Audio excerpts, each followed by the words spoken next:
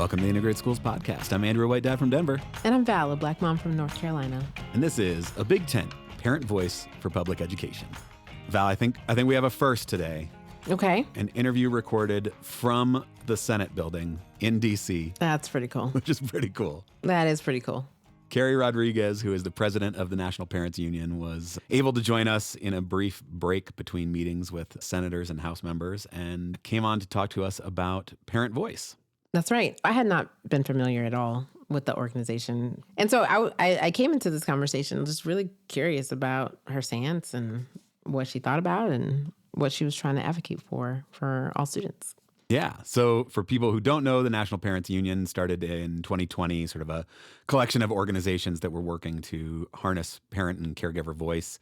They say they channel the power of parents and caregivers into powerful policies that improve the lives of children, families, and communities across the United States. Yeah. And other listeners may be familiar with the National Parents Union. I had been familiar with their work for a while. I will name up front that they were not an organization I necessarily felt fully aligned with the methods for going about their goals. I think I certainly share the goals of, improved lives for children and families and communities across the U.S. and using education as a tool for that. And certainly past positions that they've taken, I've not necessarily felt fully aligned with, but it felt like a good opportunity to have a conversation with someone who really is in conversation with a lot of parents across the country and who has a lot of influence. And so I thought it was worth, bringing her on and having some of those conversations. Yeah, and I think it speaks to who we are trying to be, right? Like if we are truly going to engage in conversations that will help us create the world in which we want to live and our children, then that means expanding the tent. Yeah. So we get to hear each other more clearly and understand where people are coming from. And I think, in this moment where it does feel like there are some real attacks on the institution of public education, that anybody who is in favor of public education, I feel like we should be banding together to support the institution. Having those conversations feels important and seems to me at least like the best way to do that is to get to know somebody. So we spent a good chunk of time getting to know Ms. Rodrigues and sort of her story and what led her to this work, and then dig in a bit to the current priorities of the National Parents Union, which feel like things that I very much agree with. They're looking at ensuring economic stability. They're looking at developing connected generations, so looking at things like digital literacy and ethical AI, social media literacy, confronting climate change, the right to read. These sorts of things feel like things that really could use a lot of support and as big a tent as possible of voices supporting those things. What you just said is asking me to reflect on how do I advocate as a parent. So I'm going to save my thoughts until after this interview. All right. Let's take a listen to Keri Rodrigues, the president of the National Parents Union, and then we'll unpack what we're hearing.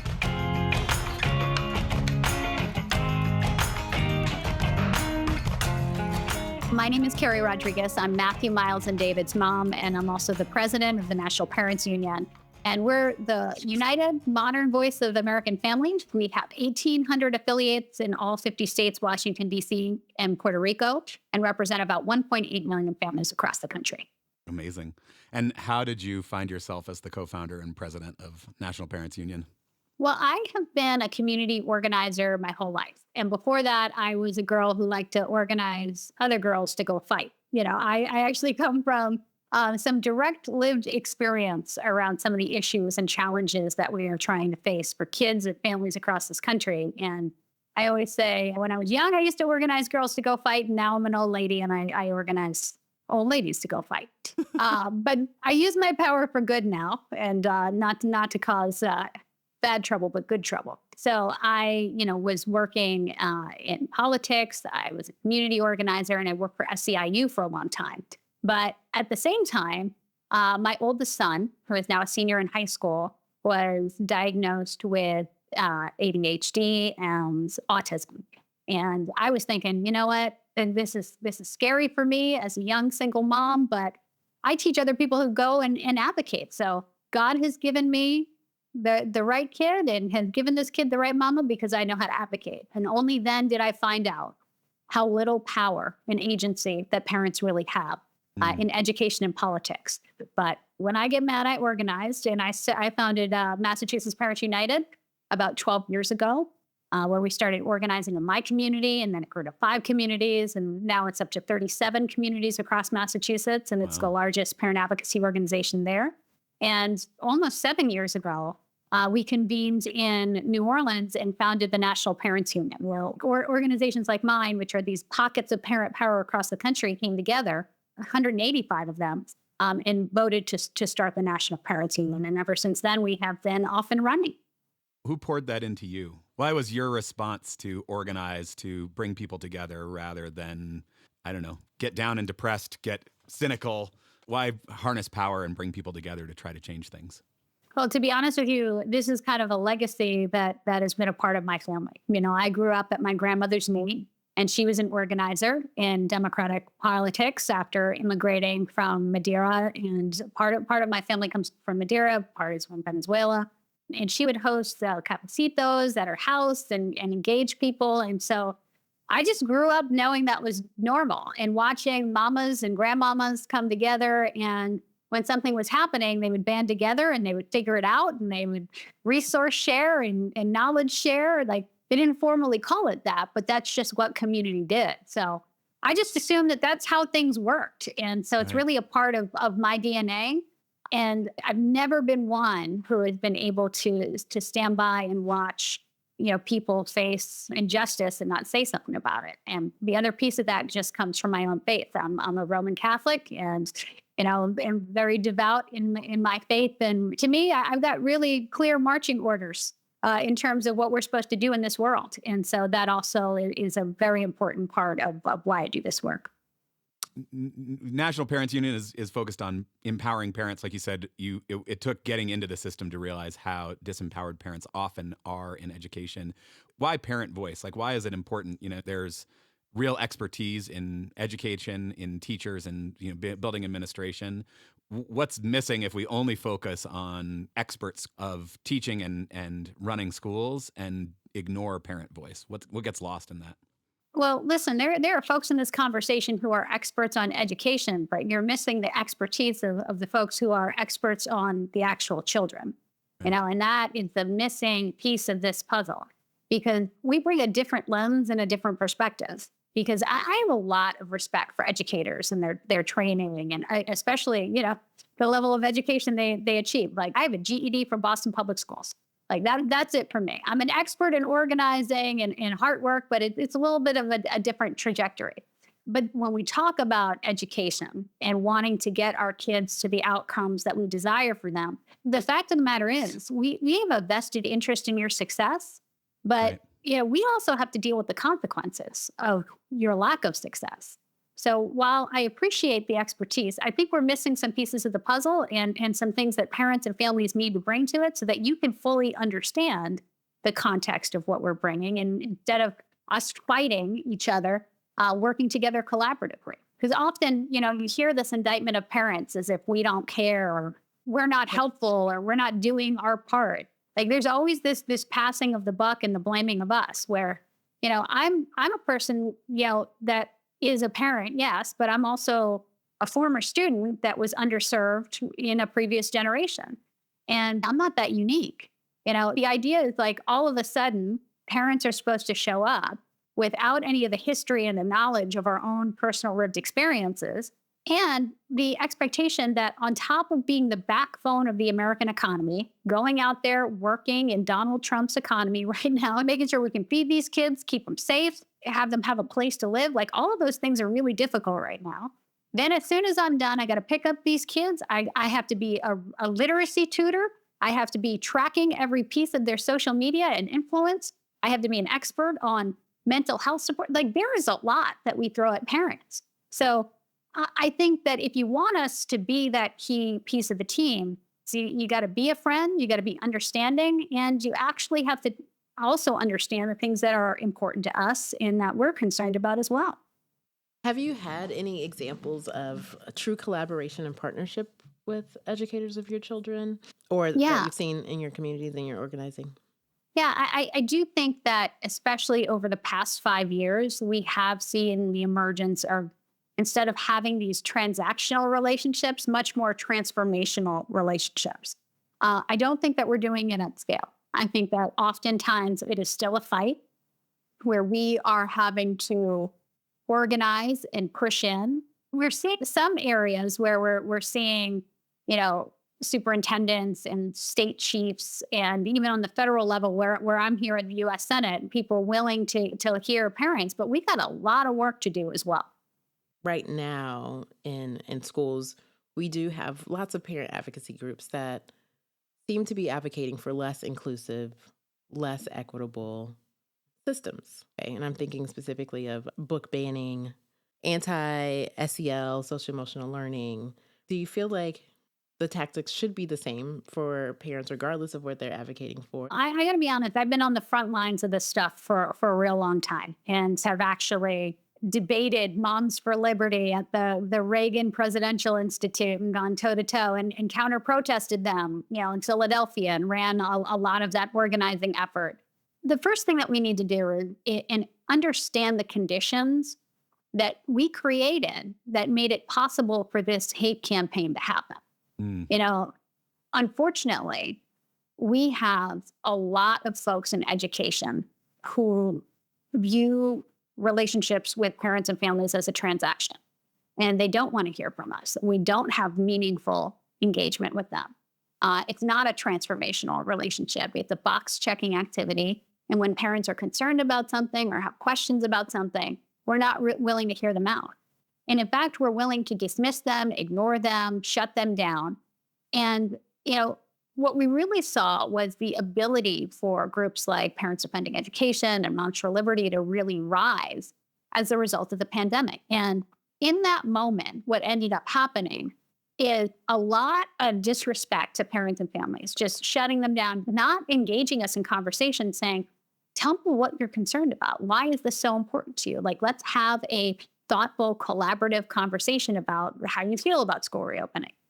And because of that, and because we weren't given a seat at the table, it really gave space for bad actors to come in and start to say, see, like these systems don't care about you. They're not listening to you. Oh, and you have other concerns about what's being taught in school?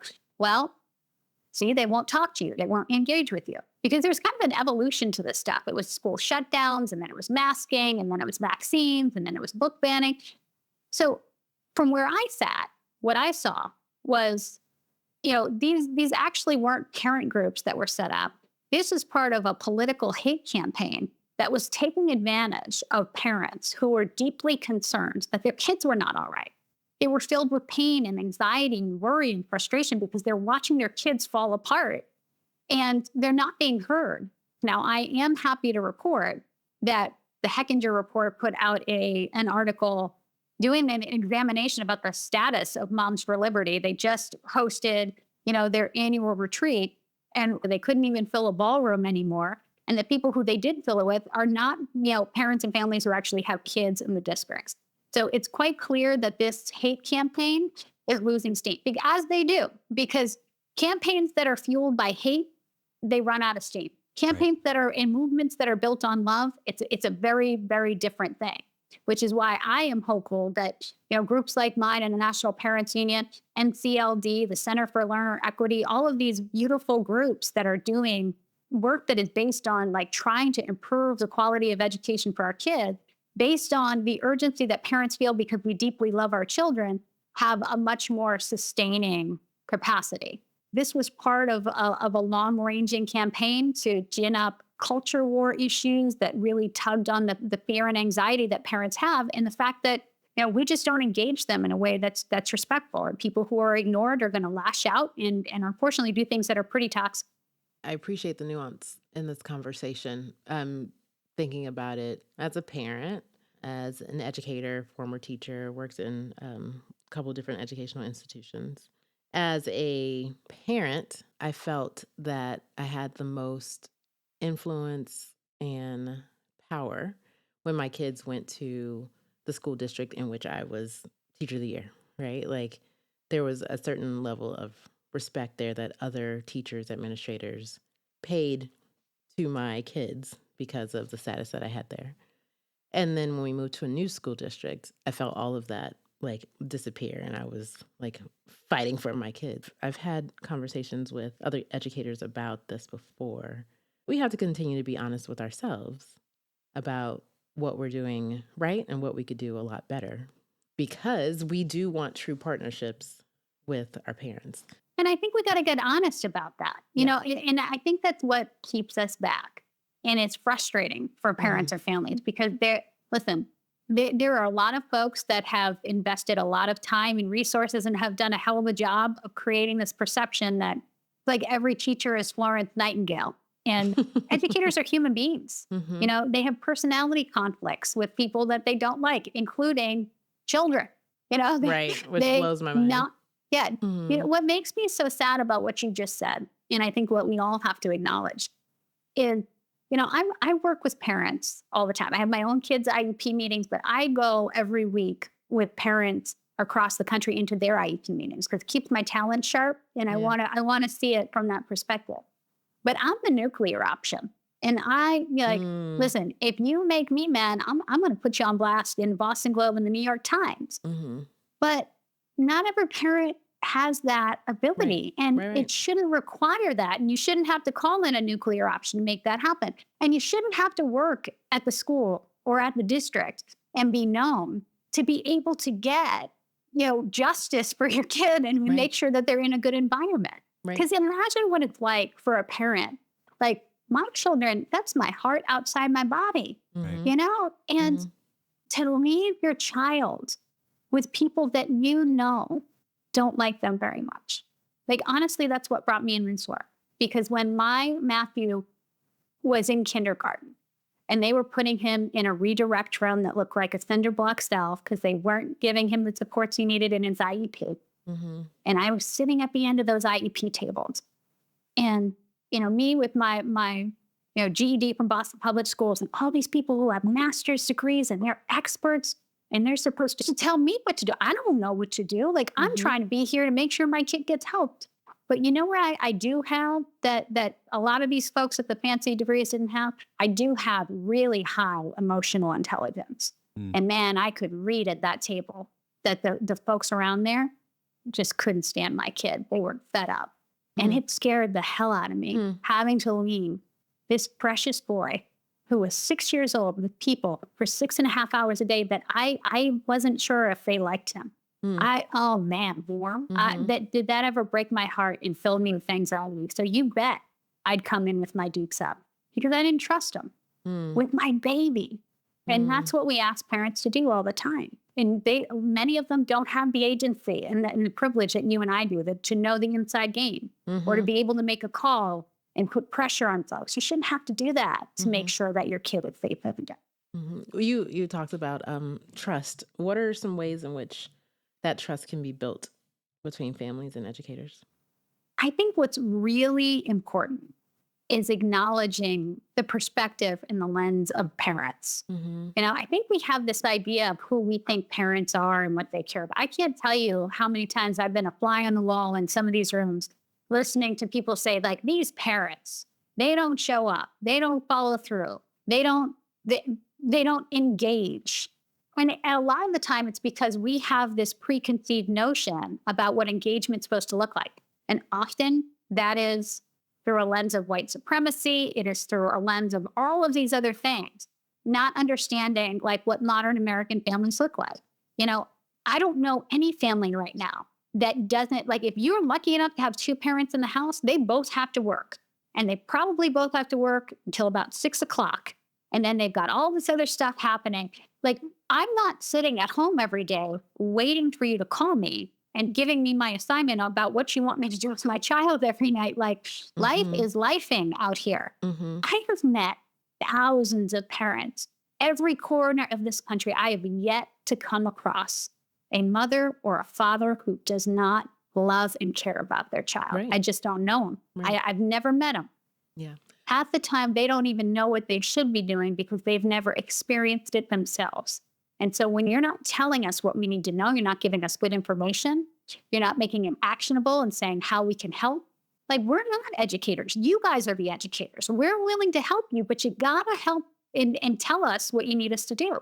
But before we can get to that, you gotta prove to me that you love my kid. You gotta show me that you care about my kid. Because if you don't, all bets are off because I don't trust you. Let's talk about the current work of National Parents Union. You are currently talking to us from the Senate. in between meetings with senators. I guess you're going to talk to Hakeem Jeffries in the House as well. But what are you all focusing on now, kind of in this crisis of public education, particularly in this moment with the current administration defunding the Department of Education? It feels like the stakes are quite high. What are you focusing on right now? Well, what I'm talking about is something that I want to encourage you and everybody who's listening to start caring about. And I care very deeply about education. But what is happening right now is so much bigger than education. And so what we are working on right now is a project that we call the Attack on American Childhood. Because right now, we are not giving kids the America that they deserve. And it is an attack from every single angle. And the idea that we can talk about education in a vacuum when children and families are under attack from literally every other angle. One of the things I am saying directly to senators today is trying to paint the picture of what childhood looks like right now. And I can do that by just pointing to the kids in my own household. Like I have one child who called me up and asked me, Mommy, can I bring my passport with me? Because he's had several friends who in their families who have been picked up or have had to self-report because of ICE. And they are in our neighborhoods and they are in front of schools and they are yanking parents from pickup and drop-off lines. And I have big, beautiful brown boys. And they are literally the picture of who ICE would pick up. And, in my mama heart, of course, he is 14 and I'm like, I can't give you your passport. It's going to be covered with ketchup. You're going to lose it. Right. But the other half of me is like, well, maybe, because let me tell you something. If something happens to that child where he is snatched up in a van and taken to an ICE facility, like the one that is in the next town over from me, or he is shipped up to Maine to what is effectively a concentration camp that we are running in Maine before we ship him off to Virginia or Louisiana, I as a mama, you're gonna see me on the news. I promise. It's over. Unhinged. It's done. It's done. Yep. Correct. It's on site, Correct. as the kids say. Correct. Okay. Clock it. Yes. It. Because I'm the one. I'm here for it. The right? one and the two. Yes. I may be 5'1" on the outside. I'm 8 feet tall on the inside. That's right. Yep. But at the same time, my youngest baby, who just turned 13 yesterday, he's calling me from basketball practice and walking out. And he said, Mommy, I saw this video. Did they kill Charlie Kirk and what happened? And there's blood everywhere. Is it AI? Like I can't believe. And literally in the palm of his hand, he can't avoid the algorithm that's coming after him. Yeah. And this is a kid who's been diagnosed with anxiety. I lost my first husband to cancer, and this is how grief kind of shows up for him, was in an anxiety issue. And that little boy was up till 2:00 in the morning having panic attacks, because every time he would close his eyes, he would see that video. And on the school bus, they're talking about it. Right. And my current husband, who is a teacher, has kids who are flooding his science classroom saying, Mr. L, did you see this video? And I can't believe this happened, and wanting to talk about it. And he's paralyzed by fear, because if you're a teacher and you're trying to help kids through a very traumatic event that they witnessed through no fault of their own because of what's happening on social media, they're terrified, because in my state, there were tons of teachers who got suspended and fired for even mentioning the words Charlie Kirk. We are doing all of these things and these conditions for our kids. So before we can even talk about the literacy crisis we have in this country, before we can talk about numeracy, before we can talk about how do we help teachers, we can't even get to that, because our kids are at risk of showing up hungry. They're worried about getting snatched off the streets. They are worried about what's coming after them, and algorithm and social media companies that have no responsibility, because they're fighting our ability to regulate them. What we're giving to kids right now is a life of hell. And we are not giving them what we have promised them. And then if you add insult to injury, we are doing things like the RIF, the reduction in force, where we are gutting the U.S. Department of Education, all the special education protections. The reason we founded the U.S. Department of Education, because parents sued because our kids were excluded from classrooms. because we didn't have federal oversight over IDEA. The Office of School Safety and Support, the number one concern of American families is around student safety and mental health. Right. We have cut the Office of Gun Violence, the people who track and hopefully disrupt potential school shootings, gone. The fact that we have gutted all of the programs and the funding and the technical expertise that help our kids prevent suicide of teenagers, it's gone. We were expecting kids to like show up in classrooms and do well on NAEP. Like, Right. oh my God. Yeah, I appreciate that. And that's why I wanted to have you on now. I mean, it does feel like we're in a state of crisis. There is so much division. There's so much argument. There's so many places of disagreement that are easy to focus on. And I think, full transparency, I probably was not particularly well aligned with National Parents Union 3 or 4 or 5 years ago. I mean, my own leanings around kind of public education and the ways to fix it. I think we probably share similar goals, and my own, personal views about how we get there maybe are not quite aligned. And I feel like what I've seen from National Parents Union recently is this real focus on the holistic well-being of children, on these much broader issues. And it feels like in this moment where public education is really under attack, in this moment where the institution of public education, which I think many of us, although not nearly enough of us, believe is foundational to having a functional democracy, that we need all the people who believe in that to come together and to argue on behalf of public education. If we can get to a place where kids can show up feeling safe, feeling secure, fed, ready to learn, we can then have more nuanced conversations about what's the best approach now to make sure that kids are getting the education they need. But I feel like in this moment, we need everybody to show up in support of public education. Well, and the thing is that we should be struggling with those ideas. Just because we don't see eye to eye and we have different perspectives, we should be able to show up in a conversation and have that struggle and that tension and that back and forth. Because I think it's in the beautiful, messy middle that we actually find the solutions. Because, I'm also not convinced that everything I think is right. Like, I'm not here to tell you that, I know everything and everything that I believe in my beautiful little brain here is how the world should be. Right. These are reflections based on what I am seeing and what my concerns are. I want to struggle with other people around these ideas and hear from you, because I am very willing to have my mind changed, and I want us to move. But we lose that when we can't even show up in a conversation with each other. And I think now, it is just so incredibly important that those of us that view public education as a common good, we have to stand shoulder to shoulder and fight for it. I'm one that has always supported public school options and different views and forms of education, because I want all of them. I want whatever works for kids. I'm very outcomes driven. Give me whatever zany idea, and if it works for kids, as long as it provides meaningful, measurable results, I'm there. I think there should be accountability and assessment and all of those things so that we can quantify that the things we're investing in actually work.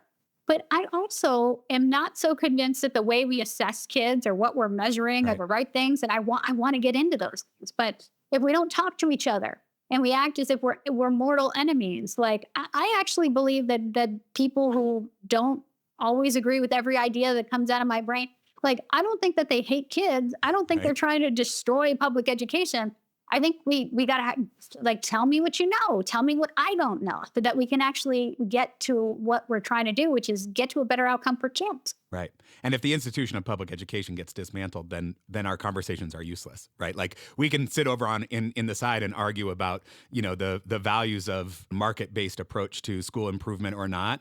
And if there is no public education system, we're talking to ourselves, because then, our kids don't even have access to schools in which to have those conversations. And this is one of the things that we argued about in front of the Supreme Court just about 6 months ago, when we were arguing to make sure that charter schools were not allowed to enter into the religious space, or we're not going to have religious charter schools. This is literally the argument that we were making, is that, public schooling and public education is foundational to our democracy. Our founding fathers were really clear about why it was a critical good. It's just to have informed citizenry. I mean, we have a history to look at in terms of what the intentions of why we did this in the first place actually were. So I think if we start from that place of saying, okay, we all love public education, let's talk about what it should look like in 2025 and how we do it in ways that works for kids and how do we measure let's talk about those different avenues and ideas. But the idea that we don't need public education or that we're going to, I don't know, hand parents and families bags of magic beans and expect them to kind of figure it out on their own. Right. Yeah. When a lot of folks don't have choices worth choosing, it's wildly dangerous and unrealistic. Yeah. I'm thinking about just the importance of the opportunities for dialogue and how that seems to be just challenging right now. What is your advice about bringing just multiple groups together to engage in some of this nuanced conversation? Because right now it feels like folks aren't even willing to sit together, let alone listen to one another. Well, to be honest with you, I have actually been seeking the advice of others who have been in very similar circumstances in other countries. Other mothers who have led movements in India, in Colombia, in Serbia, who have been in very precarious situations with their democracies and trying to figure out, how do we get this done and center children and families in the overall well-being of the people that we are here to protect in the decisions that we make for moving forward. And, there is real cause for hope. We have the longest running poll of American families at the National Parents Union, because it's one thing for me to sit here and say, this is what I think. I think it's really important. This is actually one of the lessons we learned from folks like Moms for Liberty and Parents Defending Education, where they say they speak for parents and they don't. This is why we started doing this research, why we started doing this polling, so we could say, hey, hold on a second.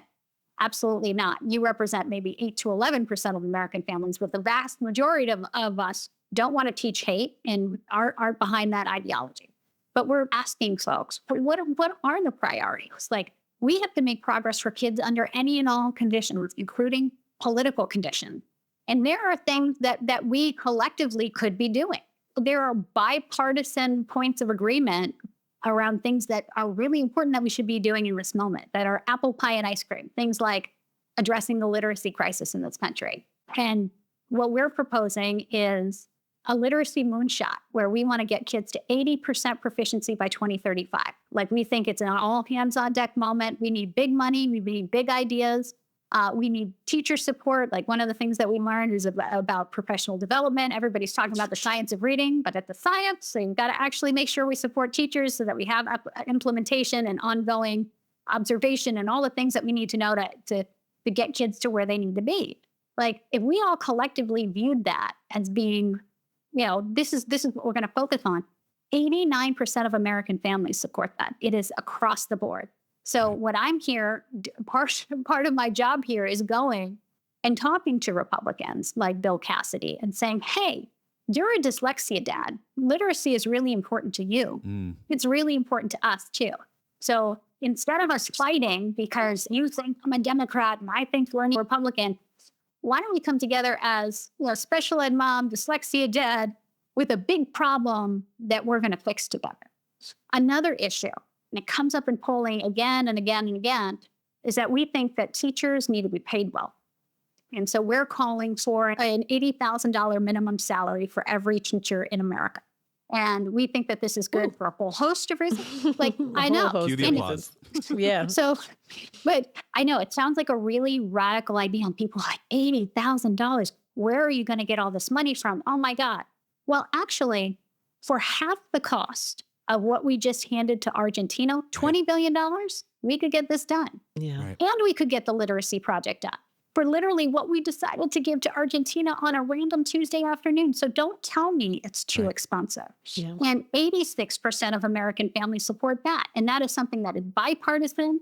It cuts across any geography in the United States, and something that we can get done because Republicans want to do it and Democrats want to do it. So we got some low-hanging fruit that we can actually make some progress for kids here if we can all just take a breath. Yeah. Remember that we promised our children an America that is worth fighting for and being proud of, and do the work of grown-ups of kind of getting over ourselves a little bit and getting back to work. Yeah.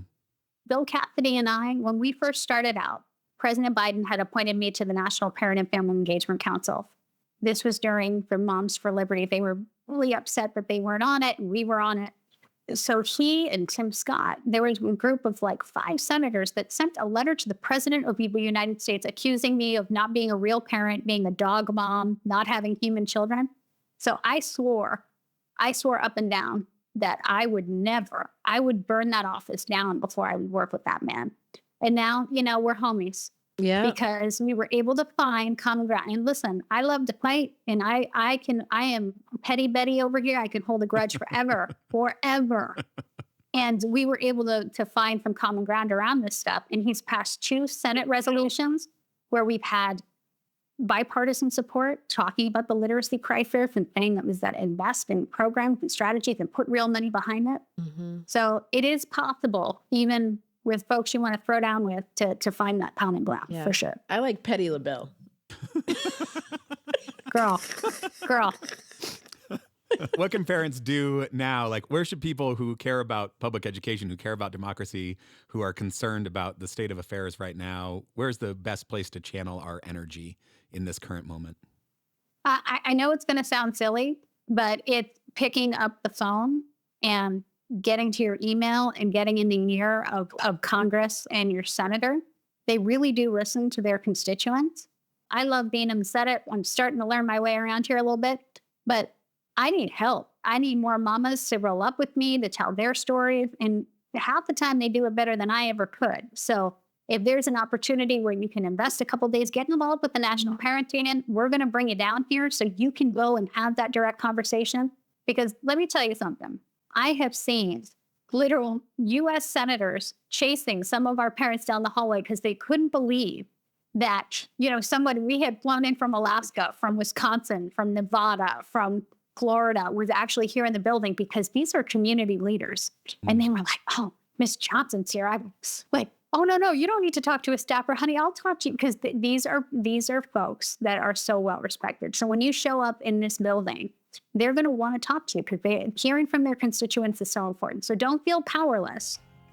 You are powerful, and you can put these folks on notice by showing up in this building. Beautiful. Oh, that's beautiful. Thank you for your time. Keep up the good work. Good. Thank you so much.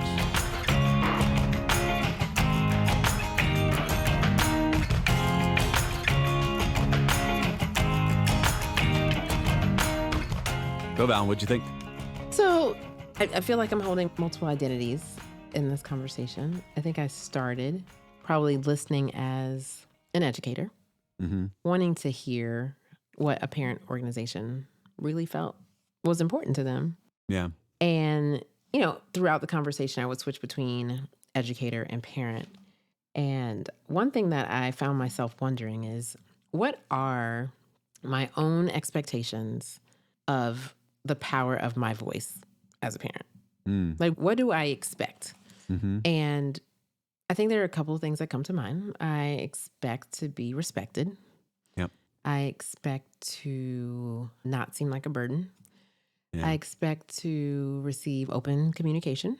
I expect to receive some type of work home, so I know that they are progressing along the way. I expect to be welcomed at the school, to feel like I belong there. I expect a smile and friendly disposition when I'm there. Yeah. These are some of the things that I expect.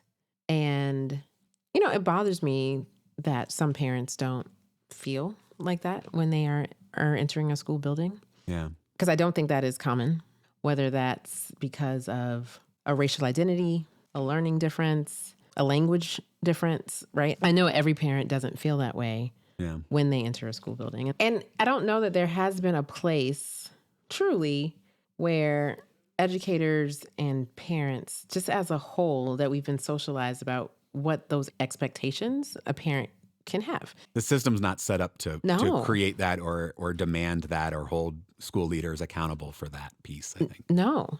I think a really strong school leaders will do that with parents. Yeah. But I want to hear about what your expectations are for a parent voice. Yeah, I share all of those expectations that you have. And also, I think, recognize the ways that I get that much more easily, both being white and being a father. And I recognize that, that is definitely not a universal experience. I do think there is real value in parent voice and in parents being able to contribute. Like I don't think we get to an education that is serving all kids unless there is some input from the people who know their kids the most closely. Mm-hmm. And we've seen that be weaponized. And I think that that's like a real tension that I don't know that we have great examples for how to navigate. Yeah. The second thing that came up for me was like, how do I advocate as a parent? And it typically is in isolation, because part of us as outsiders is we don't know how the other kids are being treated in class. Right. All we have is the testimony of our students, but we don't actually know. And I think that's where, as an educator, I want parents to understand as well. Like, you absolutely are your kids' number one advocate. You should absolutely do that.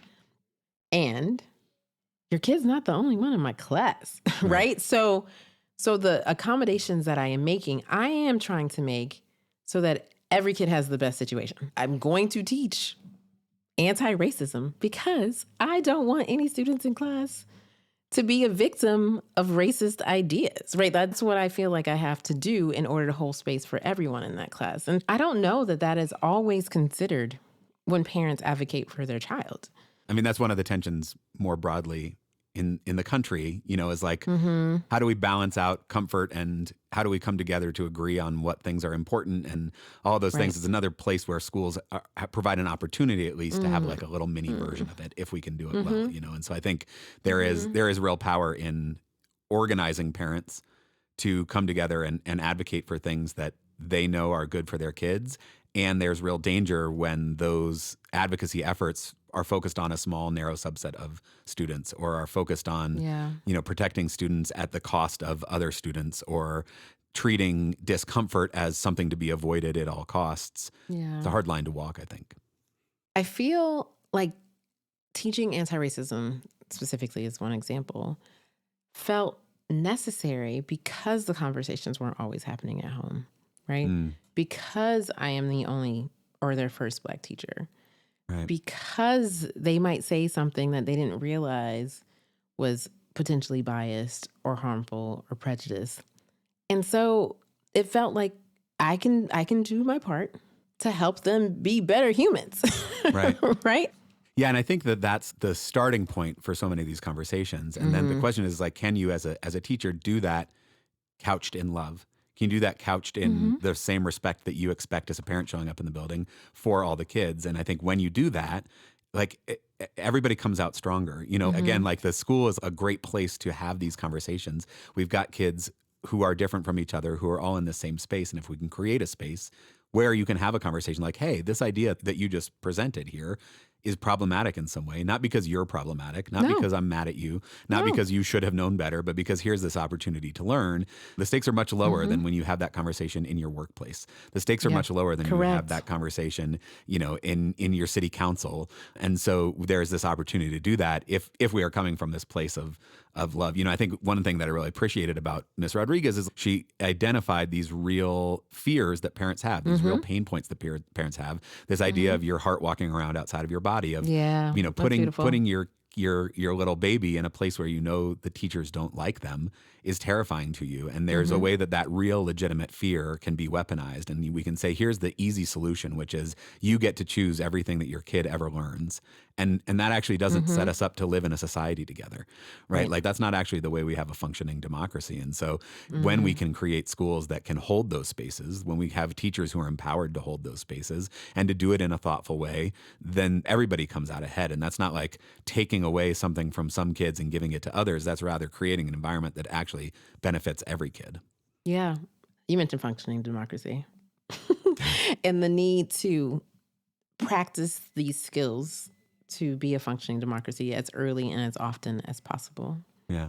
And I think something that is required, not only for that, but I think what I heard in this conversation as well is trust. Yeah. And I think there is a lack of trust, obviously, between various factions. And so I'm wondering, like, when have you felt, like, have you walked into your relationships with teachers, like the relationship you have with your kids' teachers, from a place of trust? Did they have to earn that trust? That's a good question. I mean, I think I start from a place of trusting teachers. My baseline is you're a teacher not because you want to get rich, but because you care about educating kids. And my kid is one of the kids who's going to get educated. And part of that is my own experience. Again, like as a white man in an education space, like that usually turns out to be true. You know, like the teachers are usually invested in teaching my white kids. And so I think it probably is a little easier for me to start from a place of trust because the system is designed for my kids and is designed for me to have a voice and to be able to trust. Yeah. What about you? I think as an educator, I always wanted to have like open communication because I felt like if I can share things in advance, then you worry less. You know, you can come in and watch and volunteer. I prefer you volunteer. Right. You don't have to just sit there and watch.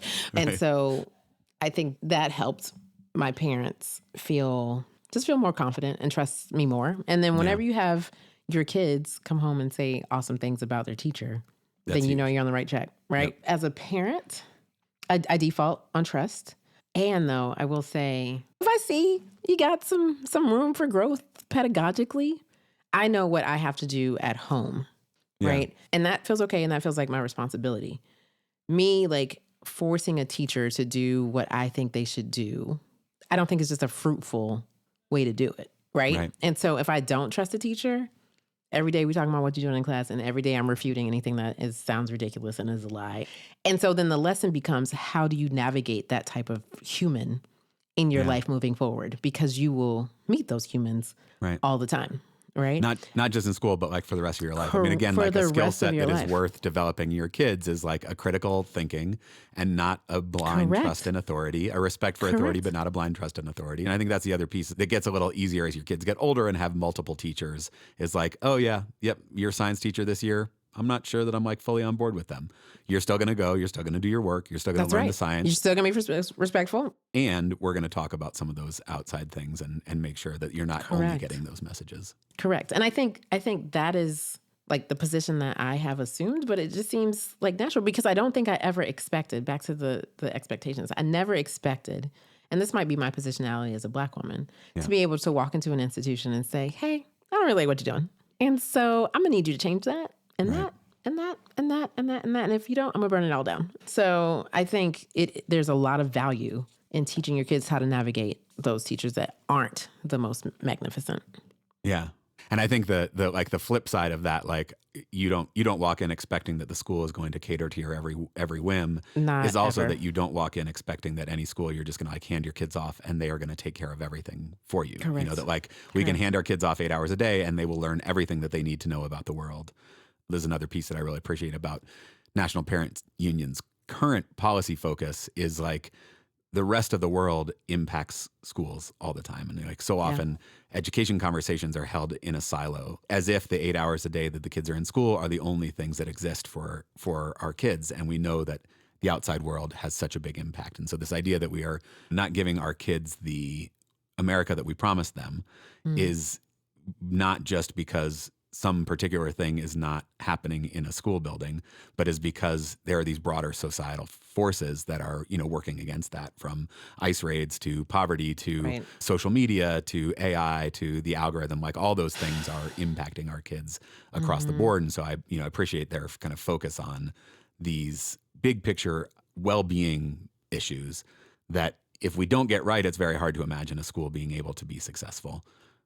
So you mentioned like this urgency that you feel when your kids are little, right? Yeah. And I'm recognizing that sense of urgency from when they were little.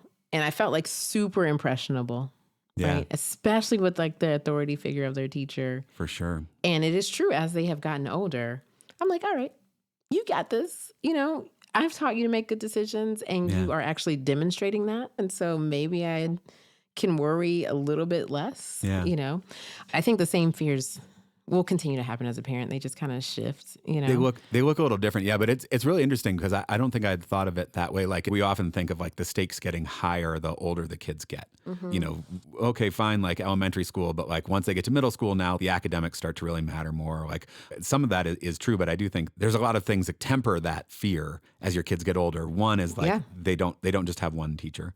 And, you know, they don't have one teacher in elementary school either. It's not, I mean, no. There are some places. Like they've never had one teacher. Right. Like each year they've got a different teacher and like, yeah, 1 year is not so great. Okay, that's not the end of the world. Like they're going to be okay.